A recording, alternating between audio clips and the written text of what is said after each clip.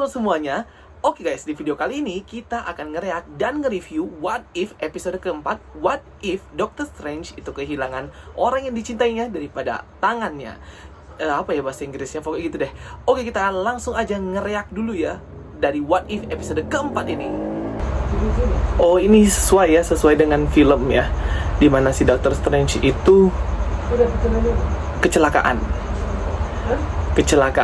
dan ternyata itu yang sana yang itu coba yang enak itu. Oh, jadi si Doctor Strange di universe ini dia membulak-balikan waktu terus. Membulak-balikan waktu dan berusaha dengan melakukan berbagai cara agar si Christine itu tidak mati, guys.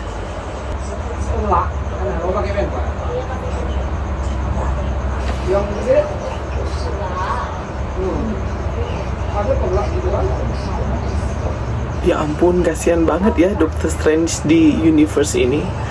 Kalau di universe MCU kan yang kehilangan tangannya ya, bukan si Christine ya. Jadi dia masih tetap ada supporting system. The one he loves still alive.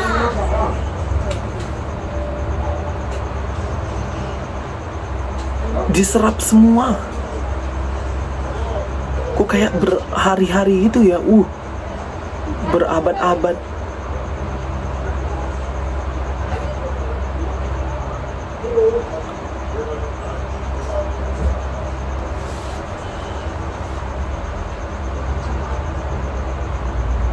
Oh, kau bisa menghitung dengan ini?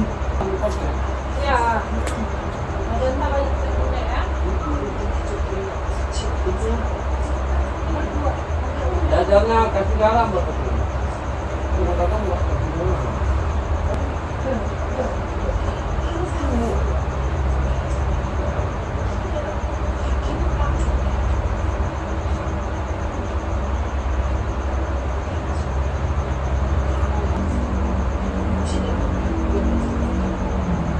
Hah?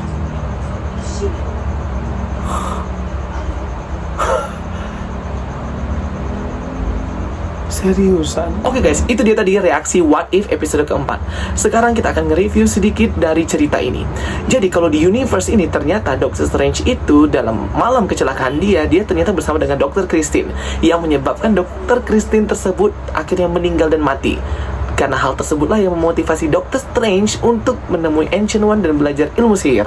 Berbeda ya dengan film solonya Doctor Strange 2016 di MCU sinematik utama, universe utama maksudnya, dimana si Doctor Strange itu kehilangan tangannya di malam kecelakaan tersebut dan dia juga cuma sendirian di dalam mobil tersebut. Jadi so far What If episode keempat ini sangat bagus sekali sih menurut saya, karena kita bisa melihat lagi magic gitu. Karena ya kalau jujur ya, kalau saya lebih suka superhero yang magic itu daripada yang super human, super strength kayak gitu.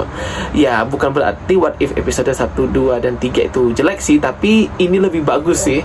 Jadi dia menggunakan Eye of Agamotto itu untuk mencoba berbagai realitas agar si Dokter Christine ini tetap hidup. Tapi ternyata tidak, dia benar-benar tidak bisa hidup. Dan karena tidak bisa, karena kalau berdasarkan Ancient One berkata bahwa itu adalah garis mutlak gitu, garis waktu yang mutlak. Karena hal tersebutlah yang membuat Doctor Strange itu menjadi Sorcerer Supreme. Teman-teman tebak sendiri kan, tanpa disadari ternyata Doctor Strange itu karena dia terlalu banyak mempelajari dari perpustakaan tersebut dan menyerap makhluk-makhluk mistis lainnya yang notabene memiliki kekuatan yang lebih jahat daripada kekuatan baiknya, itu membuat dia jadi kehilangan akal sehat. Dan ternyata itu mempengaruhi universe tersebut atau semesta di universe ini, membuat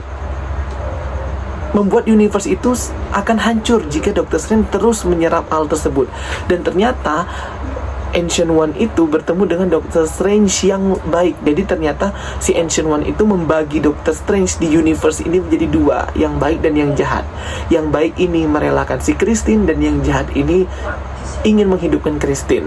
Kemungkinan, jadi ini kayak kemungkinan terburuk dan juga keberuntungan aja bisa membagi Doctor Strange di universe ini jadi dua. Jadi ini bukan jadi dua Doctor Strange ini bukan dari universe lain ya. Jadi ini tetap di universe yang sama, tetap di dalam badan yang sama, cuman kayak kepribadiannya dirubah jadi dua gitu. Tapi pada akhirnya Doctor Strange yang jahat itu, karena memang dia sudah mempelajari berbagai ilmu sihir sampai berabad-abad, akhirnya dia bisa menghancurkan dan mengalahkan Doctor Strange yang baik dan menyerapnya kembali ke dalam dirinya.